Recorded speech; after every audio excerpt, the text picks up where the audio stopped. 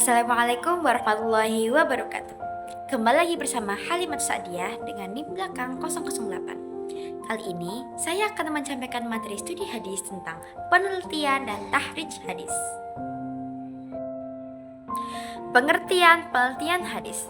Penelitian hadis merupakan kajian yang mendalam dan kritis terhadap matan dan sanad hadis yang bersifat dinamis dengan menggunakan metode-metode tertentu untuk menentukan validitas hadis sebagai suatu hujah bagi kebenaran ajaran-ajaran agama. Tujuan penelitian hadis tujuannya untuk menilai kualitas sanad dan matan hadis, apakah sahih, hasan, atau dhaif, memastikan keaslian dan keabsahan hadis sebagai sumber hukum Islam kedua setelah Al-Quran, serta memahami kandungan makna dan isi hadis agar dapat diamalkan dengan benar. Latar belakang pentingnya penelitian hadis. Penting karena hadis tersebut merupakan salah satu sumber ajaran Islam. Penelitian hadis di sini penting karena tidak semua hadis itu ditulis pada zaman Rasulullah. Otomatis memungkinkan banyak hadis yang termasuk hadis palsu atau maudhu.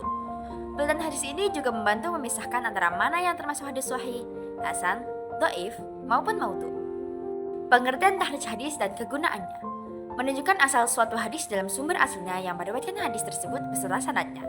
Lalu, menuliskan status hadis tersebut bila dibutuhkan. Status hadis ini sangat penting untuk memastikan keaslian suatu hadis, menilai kualitas hadis, dan mengetahui biografi pengurangi. Tahrij hadis sendiri adalah penelitian terhadap hadis. Metode tahrij hadis. Metode tahrij hadis adalah upaya menelusuri asal-usul hadis dengan cara mencari sanad dan matan lengkapnya di kitab-kitab hadis asli untuk menentukan kualitas hadis tersebut. Metode utamanya meliputi tahrij berdasarkan lafal pertama hadis, lafal yang ada di matan, nama periwayat pertama atau sanad atas, dan tema atau topik hadis. Langkah-langkah tahrij hadis. 1. Tahrij dengan rawi pertama. 2. Tahrij dengan awal lafaz matan hadis. 3. Mentahrij dengan kalimat hadis. 4. Mentahrij dengan topik atau tema hadis. 5. Mentahrij dengan sifat zahir pada hadis. Dan terakhir, mentahrij dengan bantuan komputer. Aplikasi software untuk penelitian hadis. Beberapa aplikasi perangkat lunak untuk penelitian hadis seperti 1. Maktab al-Syamilah, 2. Jawami al-Kalim, 3. Mausu'ah al-Hadis al-Syarif, 4. Ridwan Musaka, dan 5. Hadis Soft. Kesimpulannya, penelitian dan tahrij hadis merupakan dua kegiatan yang saling berkaitan dalam upaya menjaga keaslian dan kebenaran ajaran Islam.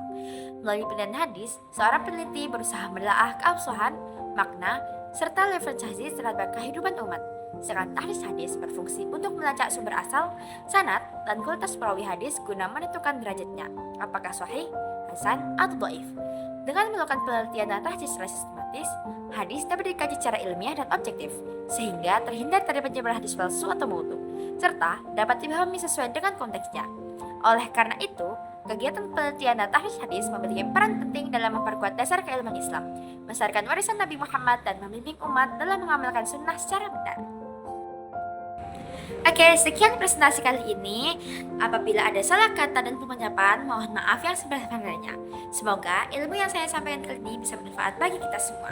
Saya akhiri. Wassalamualaikum warahmatullahi wabarakatuh.